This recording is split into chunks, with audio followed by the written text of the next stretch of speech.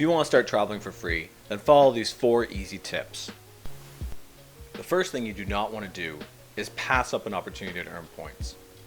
I can't tell you the number of times I've been in the line behind someone at the grocery store and overheard the cashier ask, "Do you have blank membership card?" And the person in front of me says no. Unless you are at a store that you know you will never ever go to again, you should have their loyalty card.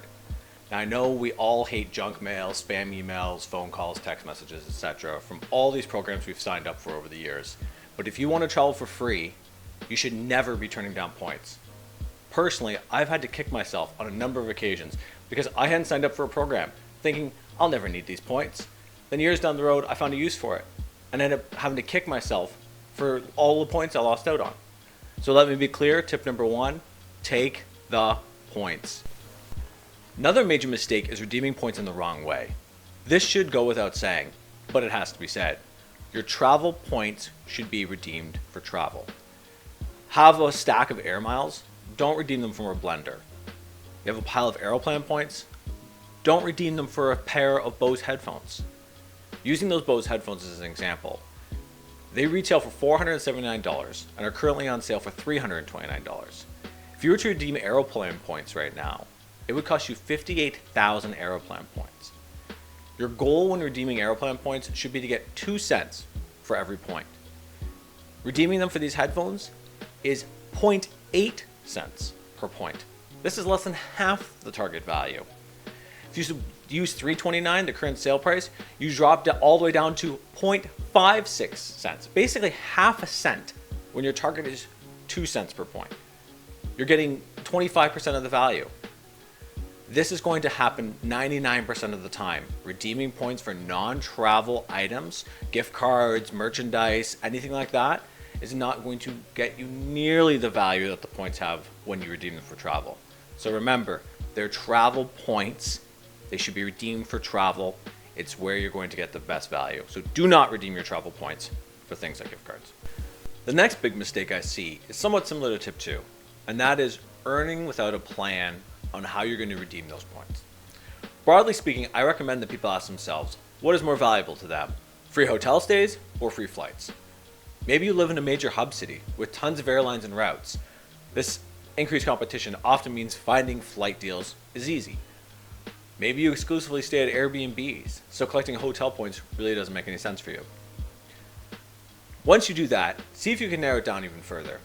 Here in Canada, your major airline options are WestJet and Air Canada. Most of WestJet's presence is in Western Canada. So if you live in Western Canada, collecting WestJet dollars probably makes sense for you. Alternatively, if you fly mostly out of Toronto on long routes to say Europe, you're probably better off collecting Aeroplan points and using those for Air Canada flights. Same goes for hotels. Do you travel mostly for leisure or for business? Do you prefer high-end accommodations, or you just kind of stick to the basics when it comes to hotels?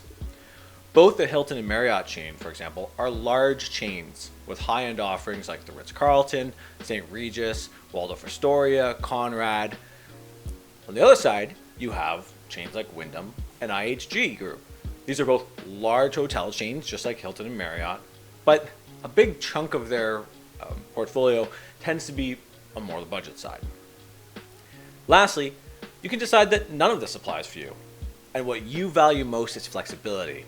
In that case, you should consider collecting something like the American Express points, which are considered to be a transferable currency. Or you focus on a fixed rate program like Scene Plus, which can be applied to any travel expense charged to your credit card. So ask yourself, what would you benefit from most, and plan accordingly. The last and single biggest mistake I see people make is when it comes time to pay, they open that wallet and break out the debit card. Using your debit card gets you 0 rewards or points. If you can pay with debit, it means you have the money in your account. You could pay for your purchase on your credit card, go home, and pay that credit card immediately. Using credit cards to earn points does not mean overspending or carrying a balance. Again, if you can pay with debit, you have the money.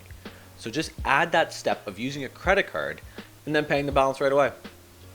Many credit cards not only earn points, but they also have benefits like price protection, which will refund you the difference if the item you purchase drops within a certain period of time. Or they offer things like extended warranties on the products you purchase using the card. There is no benefit to paying with debit, but there are plenty of benefits to using your credit card. This small change in your habit will make a huge difference over time. If you combine this one tip with the 3 others in this video, you'll be well on your way to earning points for free travel. If you enjoyed this video, please be sure to hit the like button below. And if you're interested in seeing more videos on how to travel for free, make sure to subscribe to my channel. See you next time.